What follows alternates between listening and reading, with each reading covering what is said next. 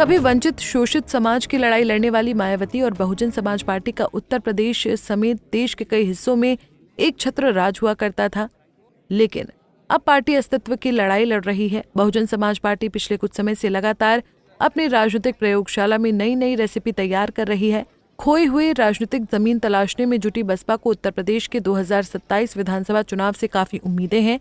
इसको देखते हुए मायावती तैयारियों में जुट चुकी हैं और पार्टी के शीर्ष स्तर में कई बदलाव कर दिए हैं।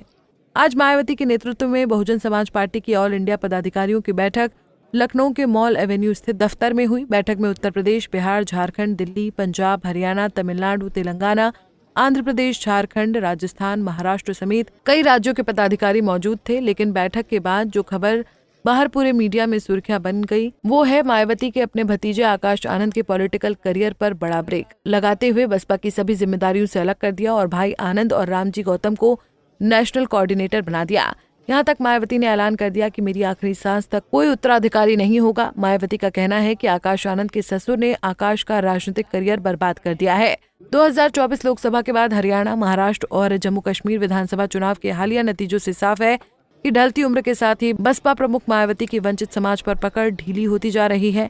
दलित ब्राह्मण, सोशल इंजीनियरिंग से लेकर दलित मुस्लिम और दलित जाट जैसे फॉर्मूलों का प्रयोग चुनाव दर चुनाव फेल होने से पार्टी का प्रदर्शन बद से बदतर होता जा रहा है, जिसके बाद लगातार मायावती एक्टिव नजर आ रही हैं और लगातार पार्टी पदाधिकारियों से बैठक कर रही हैं।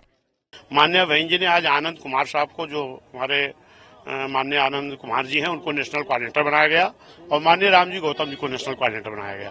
क्योंकि मैं यूपी का अध्यक्ष हूँ, माननीय बहन जी का जो गाइडलाइन मिला है कि हम लोग जिला कमेटी, विधानसभा कमेटी और सेक्टर बूथ कमेटी की समीक्षा करके सदस्य बनाएंगे और सर्व समाज को जोड़ करके फिर आने वाली 27 में बहुजन समाज पार्टी के पदाधिकारियों के बल पर अपनी सरकार बनाने का काम करेंगे।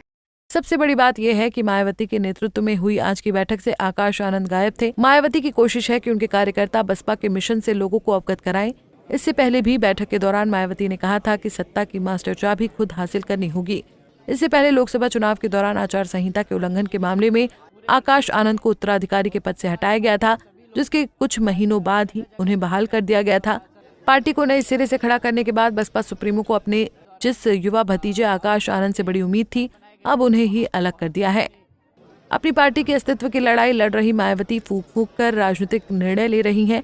अब मायावती 2027 में होने वाले यूपी चुनाव की तैयारी में जुट चुकी हैं। अब देखना दिलचस्प होगा कि क्या मायावती के नए रणनीति और फैसले से पार्टी कुछ कमाल कर पाती है। Bureau report, Punjab Kesari TV.